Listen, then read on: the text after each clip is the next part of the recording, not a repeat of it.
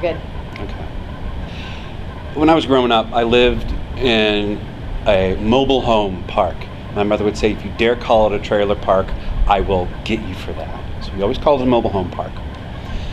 And I went to a private school because we moved 10 times within the first 10 years of my life, trying to find a place that was safer for us. We could only afford places in the inner city. We eventually moved way out to the suburbs, which was this big, basically empty lot where we could put the mobile home. But she kept me in this little private school, and she worked so hard and extra jobs to make sure that little bit of tuition, and she had so many exceptions to make sure I could get there, and she worked at the school and did volunteer hours there to make sure that we were part of that community. So I would have this base to always call home. But when we finally established that mobile home base, permanent base, she's still there today, 40 years later.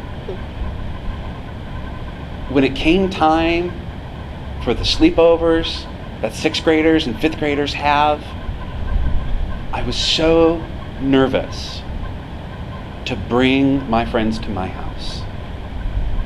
I had seen some of the houses my friends had been in, and they had stairs. I never had a house with stairs. They had stairs, and that was wonderful.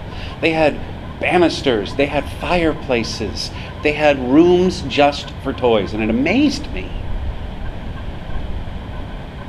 But eventually, I got the courage to invite them to my house.